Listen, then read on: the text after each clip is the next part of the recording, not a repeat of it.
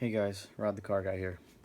I'm not an electronics expert, I'm not a vape expert, but I happen to have one of these things and it failed. And I decided to take it apart and see what caused the failure. Now in my case, the glass tube that's inside that the juice sits in broke between the battery and the outside of the glass that you can see on the casing. These are the rubber seals that they use to seal in the juice. I started having the problem that a lot of people complain about, the juice leaking out of the bottom here. Now I marred it up a little bit using a knife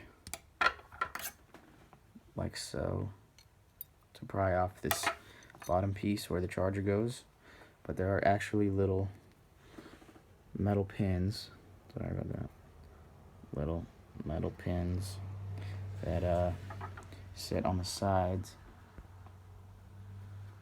right here, and if you can manage to pop them out, you can get this bottom piece out without damaging the casing. Now I ripped the wires off the power button, but there are two tabs on the power button, right here and here, that insert here and here. It's pretty easy to get out without ripping the wires off. There's plenty of slack. I just decided to go ahead and rip it all the way out. These are the wires that go to the power button.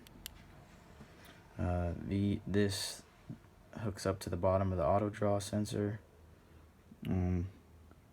I would assume that this is power and that this is ground.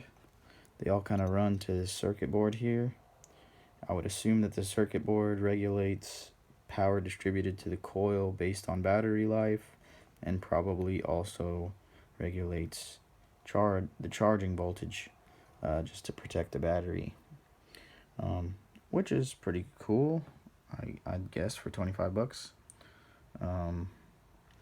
But yeah, if they could maybe add some of this material here, like a sleeve of it over the glass tube, for dampening or vibration absorption, it'd probably make the unit a lot more reliable. Or if they sold protective sleeves for the outside of the whole thing, they could sell them in different colors or whatever, kind of like a phone case for their vapes, like a vape case. I'm sure people drop these things all the time. It could just be another accessory that they sell for it. Be pretty cool, but I just thought I'd show you guys what one looked like disassembled and what was the cause of the failure on mine. This thing's probably like 3 months old. I'm gonna go get another one for sure. But yeah, that's it. Like, share, subscribe.